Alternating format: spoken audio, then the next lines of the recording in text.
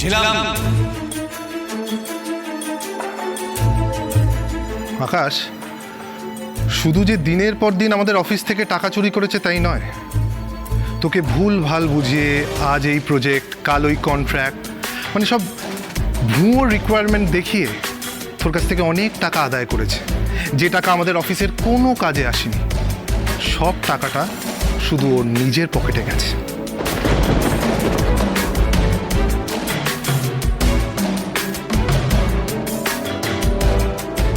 Impossible. এসব কি হচ্ছে অভিক? আমি অভিক কিচ্ছু বুঝতে পারছি না এখন আমাদের কি করা উচিত। মিস্টার চ্যাটার্জি, আপনার মনে আছে আপনি একবার ওকে একটা ব্ল্যাঙ্ক চেক দিয়েছিলেন ডক্টর রেশমির ফিস দেওয়ার জন্য? সেইটাই হয়ে গেছে ওর ট্রাম্প কার্ড। ও ওই চেকটা দেখিয়ে ডক্টর রেশমিকেও কিনতে চেয়েছিল, তো ডক্টর রেশমি কিন্তু সেই জন্য মিথ্যে কথা বলেননি, ওর ভয়ে বলেছেন।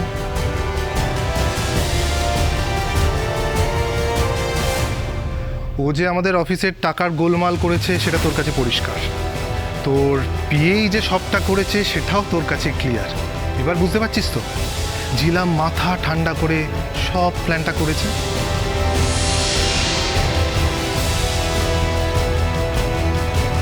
আসলে কি বলতো, যখন ও দেখলো, মানে টের পেলো ও প্রেগনেন্ট, তখনই ও আত্মহত্যা করার চেষ্টা করলো।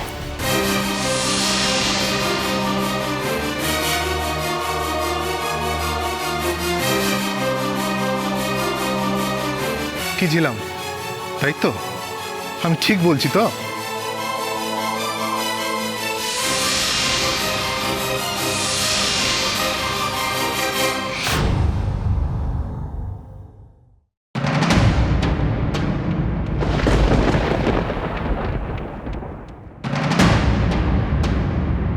তারপর যখন ও দেখলো ও বেঁচে গেছে, তখন ও ভাবলো কি করা যায়।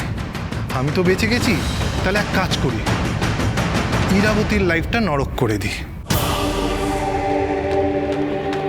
তাই তোর বিয়ে হয়ে সোজা আমাদের অফিসে ঢুকে পড়লো। অফিসে ঢুকে ওর কাজটা আরও সোজা হয়ে গেল।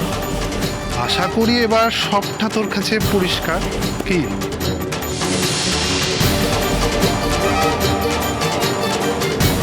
আমার চায়ে ওষুধ মিশিয়ে আমার ওই গা গোলানো, মাথা ঘোরানো এসব দেখিয়ে ও সবার কাছে সহজেই প্রমাণ করতে পেরেছিল যে আমি মা হতে চলেছি। এটা আমার দির জন্য স্পেশাল আদা দেওয়া চা।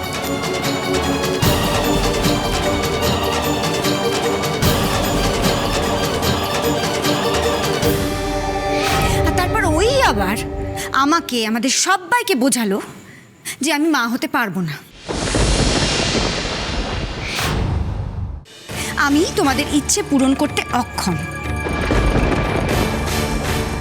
আরও এটাও খুব ভালো করে জানে যে আমি আমার আপনজনদের খুশির জন্য সব কিছু করতে পারি। আর সেই জন্য ও সারোগেট মাদার হবার প্রস্তাবটা দেয়।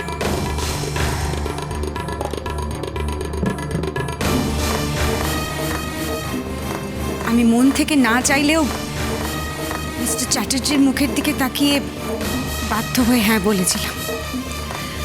আমি ওনার ইচ্ছে যে করেই হোক পূরণ করব ভেবেছিলাম।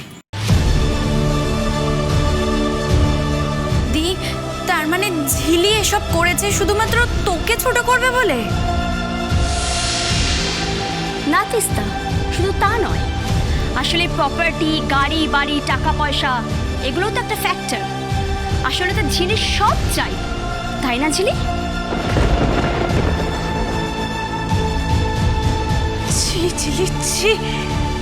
শেষ মুহূর্ত পর্যন্ত তুমি আমাকে, আমাদের সকলকে এইভাবে মিথ্যে বলে গেলে।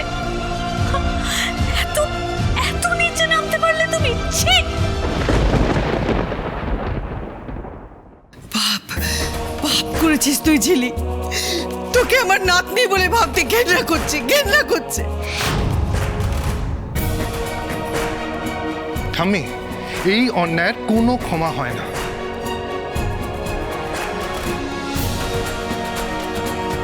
আকাশ, তুই ঠিক কর ঝিলামকে কি শাস্তি দেওয়া উচিত।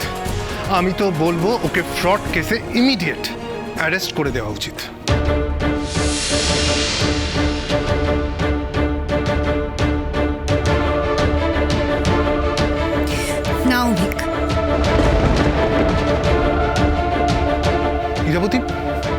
তারপরেও তুমি এ কথা বলবে? আমি ওর জন্য বলছি না, ওর গর্ভে যে নিষ্পাপ শিশুটা বেড়ে উঠছে আমি তার জন্য বলছি। সে কি দোষ করেছে?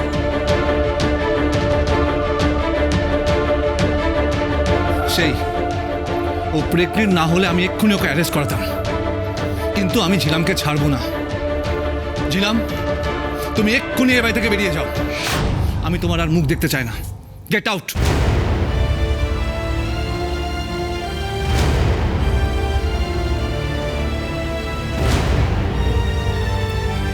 আমি এই বাড়ি ছেড়ে বেরিয়ে যাব, তাই তো? কিন্তু সেটা কি করে পসিবল?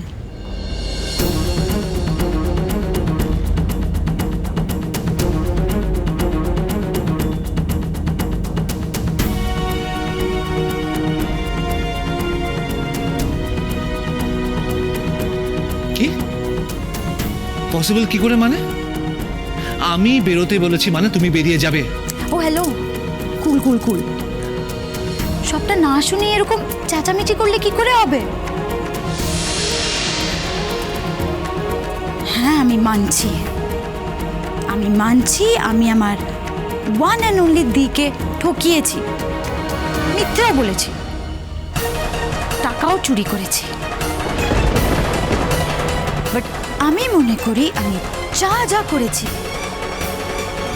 বেশ করেছি।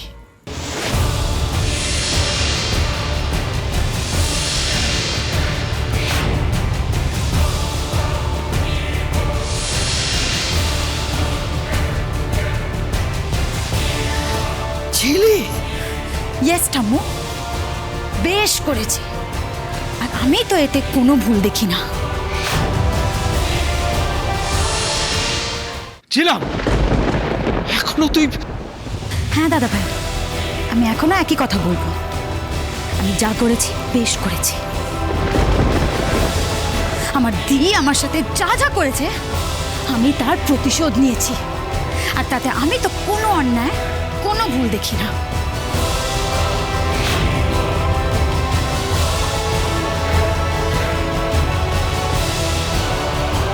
আমি তোর সাথে কি করেছি রে ঝিলি?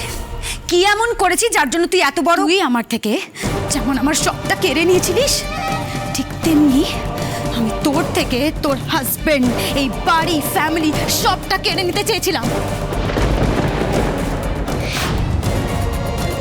সবটা হয়তো আমি পারিনি, কিন্তু আমি হেরেও যাইনি দি।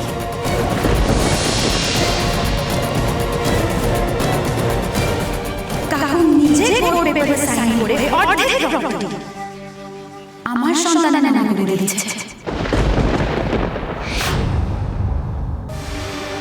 তাই তোমরা কেউ চাইলেও আমাকে এই বাড়ি থেকে পার করতে পারবে না, কারণ ছিলাম বাড়ি, business and property half only.